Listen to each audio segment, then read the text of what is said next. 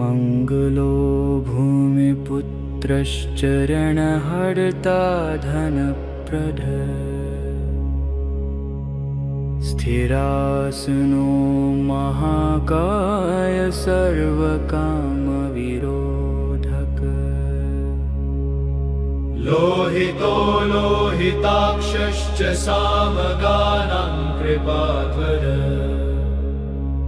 धरात्मज कुजो भौमो भूतिदो भूमिनन्दन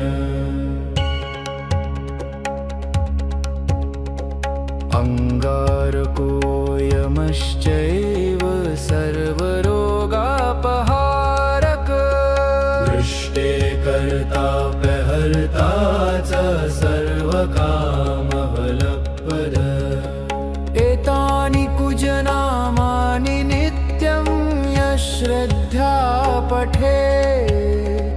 ऋणं न जायते तस्य धनं शीघ्रमवाप्नुयात् धरणीगर्भसम्भूतं विद्युत्कान्तिसम्प्रभम् कुमारं शक्तिहस्तं च मङ्गलं प्रणमाम्यहम् स्तोत्रम् अङ्गारकस्यैतत्पठनीयं सदा नभिः न तेषां भौमजा पीडा स्वल्पापि भवति क्वचित् अंगारक महाभाग भगवन् भक्तवत्सल त्वां नमामि ममाशेषमणमाशु विनाशय ऋणरोगादिदारिद्र्यं ये चाने चापमृत्यवा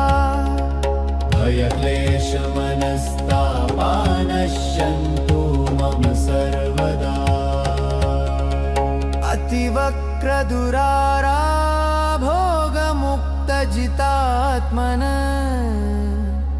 तुष्टो ददासि साम्राज्यं रुष्टो हरसि तत्क्षणात्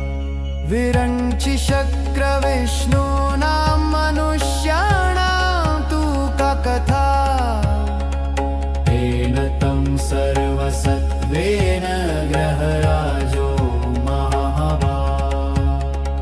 पुत्रान् देहि धनं देहि त्वामस्मि शरणं गत रणदारिद्र्यदुःखेन शत्रूणां च भयात्